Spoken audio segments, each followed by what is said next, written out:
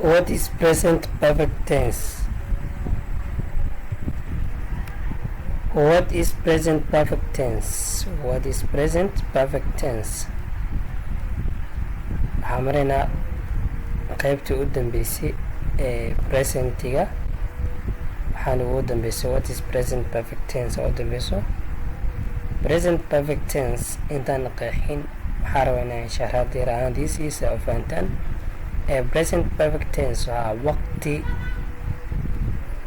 waqti dhammaaday, laakiin goortuu dhammaado waa goortee? waa goodar waqti oo xaadir ay tahay u dhammaaday. just like has completed a moment before it. waqti wax yar ka hore ayuu dhammaaday waqti, laakiin waa present, laakiin xilligu u dhow yahay waa xilli la soo dhaafay ayuu u dhow yahay. The present perfect tense is a verb tense used to describe actions or events that have occurred at an specified time before now. It connects the past with the present. So is a verb tense used to describe وفعل tense used to describe taasoo loo qeexi karo actions ficilada or events dhacdooyinka that have occurred taasoo dhacday at an specified time waqti aan cayiminayn, waqti aan loo baahnayn, before now ee wax yar ka hore. It connects waxay xariirinaysaa the past waqti la soo dhaafay with the present ee waqti la joogo. or waxaa kaloo ku qeexi kartaa is used for an action or ficil is used for waxaa loo isticmaala for an action ficil which has completed dhammaaday or finished. The general formula of constructing the present perfect tense formula was subject have has plus the past participle plus the object. So past participle maxaa marka inta kale waa aragnay. Past participle waxaa the third form of the verb waa falka saddexaad for regular verbs taasoo caadiga it ends waxay ku dhamaanaysaa ed ayay dhamaanaysaa. And for irregular verbs waxay sidoo kale you need to use the specific past participle form. So how to use it sidee loo isticmaalaa? qaacdada koowaad waxaa to describe action inay qeexdo ficil that happened dhacay at an specified time before now waqti aan cayiminayn ayuu dhacay waqtigaas. We use the present perfect tense when we don't know waxaan ogeynin or don't need to specify waqti aan loo baahnayn when the action occurred u dhaco ficilkaas. The exact time is not important. waqtiga saxda ma ahan mid loo baahan yahay. tusaalahaan I have visited Italia. waxaan booqday Italia. That means you don't need to say when. So when hada dhaho that means waxay imaanayso goorta aan aaday waqti cayiminay noqonaysaa, laakiin looma baahna waqti aan loo baahnin. So the exact time is not important. So the important thing is that it happened at some point in the past. macnaheedu waxay tahay ma jirta wax dhacayday, ma tahay qofkaas inuu booqday Italia mise inaan booqday Italia. She has read the book. ayada waxay akhrisay she had read she had read the book. read ay noqonaysa meeshaas idas ka tiro ayada ka tiro rabaa. It does not matter exactly when she read it. ma keenayso in waqtigaas isla waqtigaas ay akhrisay, just that she has done it at the some point.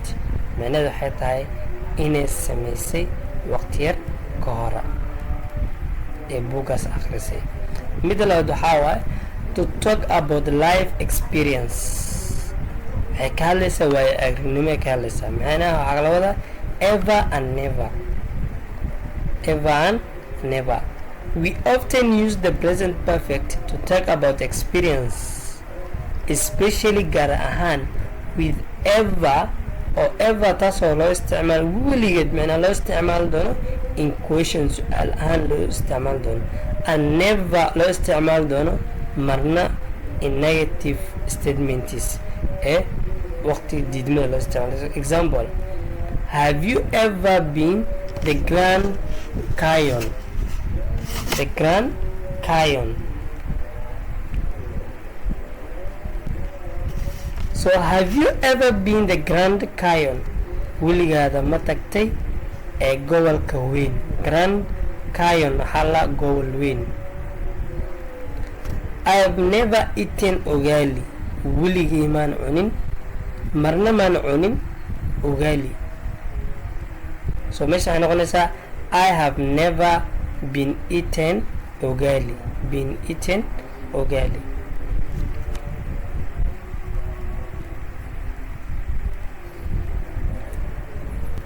mid labaad to describe actions in lagu qeexo ficilka that started bilaabmay in the past waqti la soo dhaafay and still going on taasoo weli socoto. tusaalahan with, for, or since. Where we use the present perfect tense to show that an action started in the past and continue into the present. waxaa loo isticmaalaa it shows kutusida that action ficilkaas started in the past inuu bilaabmay waqti la soo dhaafay and continues socdo into the present waqti xaadirka la joogo. The words area for and since are often used with it. waxaa loo isticmaalaa sidan.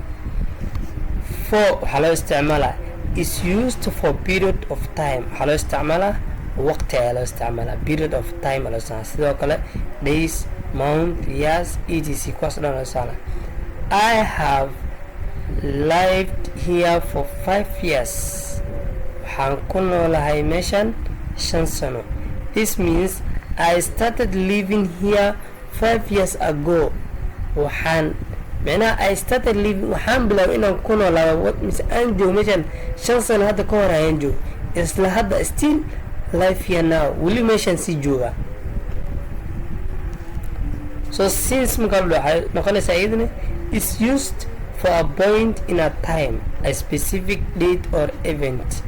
A specific date or event waxay noqonaysaa since is used for a point in a time. waxay noqonaysaa a specific date ay noqonaysaa or event. macnaha waqti cayiman ay noqonaysaa. They have been friends since childhood. waxaan saaxiibo ahaynay ilaa yaraanteena. That means they become friends in childhood. waxay ku saaxiibeen mise saaxiibo ay noqdeen waqti ay yaraayeen. And they are still friends now. weli waa saaxiibo. Okay, qaybta afaraad ha fiirino. To talk about action waxay ka hadlaysaa ficil that have a result in the present taasoo natiijadeeda ay tahay waqti xaadirkan. With a just, already, or yet ay noqonaysaa. So we use waxaa isticmaalana the present perfect to highlight inaan sharaxno for an action the result natiijada of an action ficilka that relevant to the present taasoo xariir la lahaan karto ee waqti xaadirka la joogo. just waxaa loo isticmaalaa indicates a recent action. waxay ku tusaysaa ficil la joogo macnaha ficil oo caadi ayay ku tusaysaa. tusaale ahaan I have just finished my homework. waxaan begay shaqadeeda guriga. So the homework is finished now. shaqadu wuxuu begay hadda. and it is just happen. waa wax dhacay. shaqada qofkan wuu qabtay soo maha. I have just finished my homework. shaqada guriga waan begay camal. already maxay noqon indicates waxay qeexaysaa something shay happen dhacay sooner than expected. waqti dhow la filayo. tusaale ahaan she has already called manaa waa isoo wacday she has already called waa isoo wacday so the action happened earlier than we expected ficilka mar hore ayuu dhacay laakiin we expected waa rajanayna yet means weli alla wax weli so yet is used in negative sentence waxaa loo isticmaalaa waqtiga jumlada diidma ayaa loo isticmaala or the question su-aalaha to indicate taasoo qeexayso that the action ficilka hasn't been completed up to now taasoo ficilka weli uusan dhammaanin ee ku tusaysaa they haven't arrived yet ayagu maysan imaanin weli they haven't come so far weli maysan imaanin but laakiin we expected them to arrive soon waxaan rajaynaynaa inay imaadaan soo jeedid have you finished your work yet macnaha shaqadaada ma bagtay mise weli waa we are asking waxaa weydiinaa if it is completed hadduu bagi at this moment in time isla waqtigan inuu bagi at this point in time in waqtigan ku bagay aan weydiinayna okay midda qaacidada shanaad for repeated actions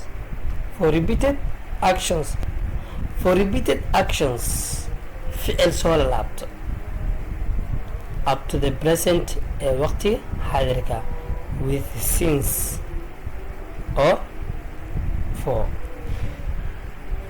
tusaale ahaan you can use the present perfect waxaa kaloo u isticmaali kartaa to show inaad tusto how often something has happened over time ee waqtiga wax shay oo dhacay laakiin over time she has watched that move 3 times ayada waxay daawatay filinkaas 3 mar that means 3 times way soo laabtaa 3 maray daawatay adana mar kale ku ceshatay means she has watched it multiply times up until now weli way daawanaysaa way ku ceshanaysaa but we don't know exactly when each time ma aqaana laakiin waqtiga saxda ay daawanaysaa ma aqaana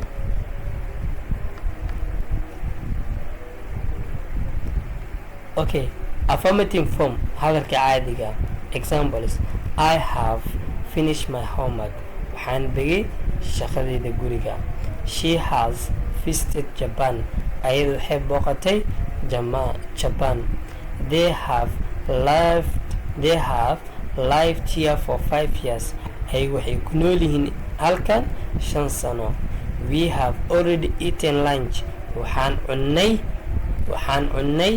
qadada so iyadoo negative marka so negative marka tahay to make the present perfect negative add not after the have it has negative-ka waxaa ku daraynaa not ayaa ku daraynaa laakiin goorma ku daraynaa after have it has kadib ayaan ku daraynaa tusaale ahaan I have not finished my homework waxaa kaloo dhigi kartaa I haven't finished my homework maan begin shaqadeeda she has not or she hasn't visited Japan ayada maysan booqanin Japan they haven't or they have not lived here long ayaga maysan ku noolaanin halkan waqti dheer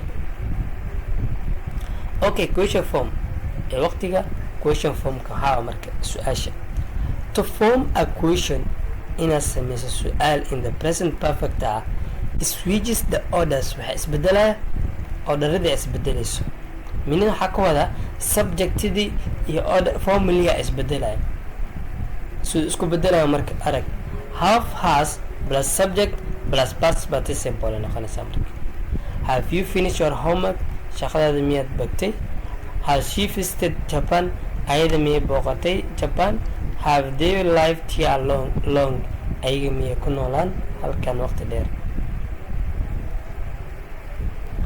okay quick summary waxaa waaye affirmative waxay noqonaysaa subject plus have or has plus past participle plus the object so past participle waxaa ah e galayso e d noqonaysaa macnaha faabku isbedela wuxuu noqonaa waqti lasoo dhaafay ayuu galaa subject sidoo kale negative waxay noqonaysaa half has plus not plus past participle tan waa isbedelaysaa question half has plus subject plus past participle.